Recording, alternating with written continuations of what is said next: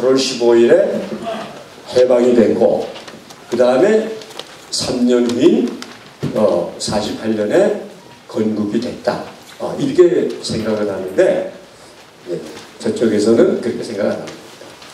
48년에 건국이 된 게 아니라는 거예요. 정부 수립만 됐다는 거예요. 그럼 대한민국은 언제 세웠느냐? 이게 어디서 튀어나온 이 교과서에 보면요. 요번에 그 지필기준난 교육과정에서 다 나왔습니다. 그 고구려의 건국, 백제의 건국, 신라의 건국, 고려의 건국, 조선의 건국 이렇게 나옵니다. 근데 대한민국의 건국은 안 나옵니다. 제가 그 공청회 석상에서 그 위원장한테 제가 공식으로 항의성 질문했습니다. 왜 건국이라는 말을 안 썼느냐. 그랬더니 그 답변이 뭔가 하면은요. 답변이 뭔가 하면은 여태까지 쭉 건국 대신에 정부 수립이라는 말을 쓰지 않아왔고 또 이승만 대통령 자신도 그 건국이라는 단어를 쓰지 않고 정부 수립이라는 단어를 썼다. 이걸 끝냅니다. 근데 이게 간단한 문제가 아닙니다. 그 선생님들께서 기억하시는 분들 많이 계시겠지만은 건국 60주년을 맞는 2008년을 기억을 하시죠. 그때 어떤 일이 벌어졌냐면 그때 이제 몇 분들이 이 단어를 아끼는 분들이 2007년 그때 노무현 정부 때인데 그런 이제 얘기를 했습니다. 내년 2008년이 건국 60주년이다. 그런데 또 좌파 성향의 정부가 들어서면은 건국 60주년 기념 안 할 거다. 그는 그 경우를 대비해서 민간인들이 준비를 좀 해두자.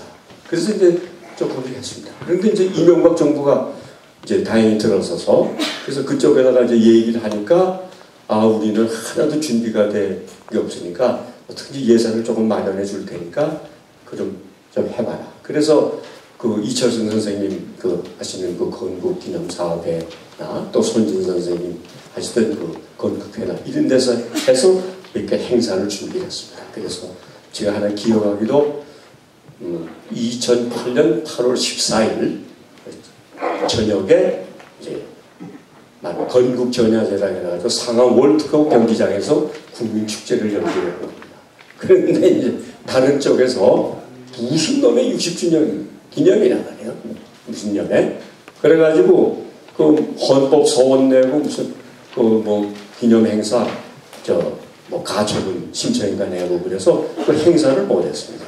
근데 더 희한한 일은 뭐냐면 2008년 8월 15일 날 세종로 그 거리에서 이명박 대통령 참석하에 건국 60주년 기념 행사를 이제 열게 됐어요.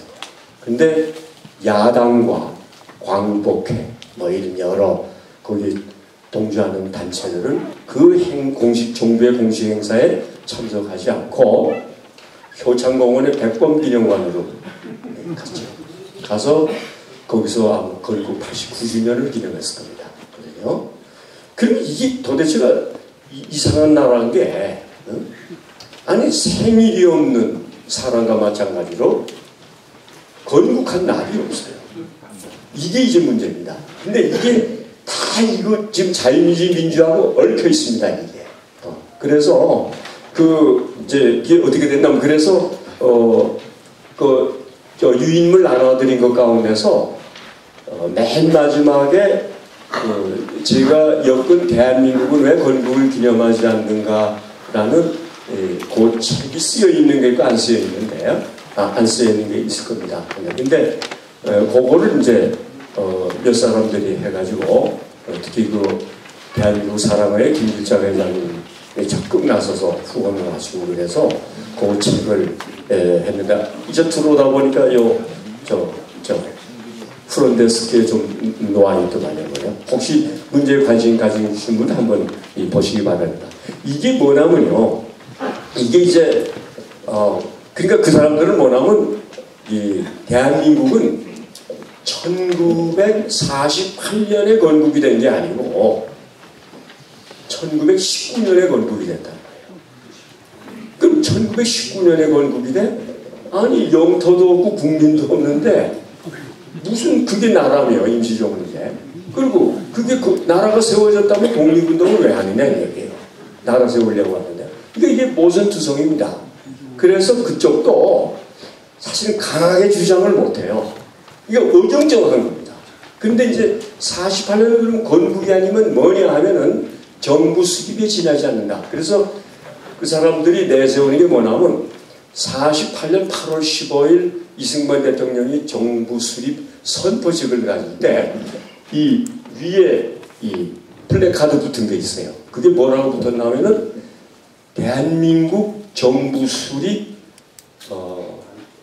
국민 축하식 대회인가 시인가 뭐 그렇게 돼 있어요. 근데 그 되게 뒤가 잘려서 제가 뭐냐 그냥 거기 정부 수립이 돼 있다. 정부 수립이 돼 있으니까 그건 건국이 아니다. 그건 틀린 말입니다. 왜 틀렸냐면요. 정부 수립하고 건국은 같은 말입니다. 결론적으로는. 왜 같은 말이냐면 우리 대한민국은 유엔의 결의에 의해서 국제적인 약속에 의해서 세워진 나라입니다. 지금 아까 정합대 선생님도 언급하셨지만은 오늘 아침 그 교과서 또 보게 되면은 이 대한민국은 한반도의 유일한 합법 정부다 했을 때 그 유일한 그거를 빼버리기로 그래서 38 이남에서만 한반도를 빼버린 거죠. 그래 38 이남에서만 합법적인 정부로 유엔이 인정한 거지 38선 너무 그쪽까지 한 게 아니다. 또 그렇게 지금 주장하고 나오는 겁니다. 뭐 이거 갈수록 끝이 없는데 일단 그건 나중에 조금 더 말씀드리려고 유엔이 약속을 해서 그 유엔이 만들어 놓은 절차에 따라서 나라를 세우는데 4단계입니다. 1단계는 뭐냐면 우선 자유총선거를 해라. 일단 선거. 그 다음에 2단계는 국회를 구성해라. 그 다음에 3번째 단계는 헌법을 제정해라. 그 다음에 4번째 마지막 단계로 정부를 수립해라. 이게 됩니다. 그러니까 정부 수립이라는 것은 4단계의 건국 과정의 완료입니다. 끝난 겁니다. 그러니까 정부 수립으로서 건국이 완료된 건데 계속 정부 수립이라고 우기는 거예요. 자, 그러면 1919년에 건국이 됐다는 건 무슨 소리냐? 이제 대개 주장이 이렇게 갑니다. 우리 몇 년 전부터 여러 선생님들께서는 신문을 통해서 우리나라 역사학자들이나 지식인들 그리고 일본의 일부 지식인들하고 합쳐서 1910년에 한일합방은 무효다. 그런 운동이 벌어진 걸 기억하실 겁니다. 그러면 1910년에 우리가 나라가 망해서 한 40년 노예 생활했는데 이제 와서 무효라는 게 이게 뭐냐? 그리고 또 그게 무슨 의미가 있느냐? 근데 그리고 우린 그러면 망한 적이 없느냐? 도대체가? 근데 그 사람들 얘기는 한일합방 문서에 두 나라의 왕의 도장이 찍혀야 되는데 없다. 그러니까 문서가 이거는 제대로 갖추지 못했다. 또 하나는 뭔가 하면은요, 순종이 마지막 왕인데 조선에 그는 가짜다. 왜? 일본 사람이 세운 왕이니까. 그러니까 조선 왕국의 진정한 마지막 왕은 고종이다. 근데 그 고종이 1919년에 죽었다. 19년에 죽고 이어서 3.1운동이 일어나면서 상해에서 임시정부가 섰다. 그게 대한민국 임시정부다. 그러니까 어떻게 됐냐면요.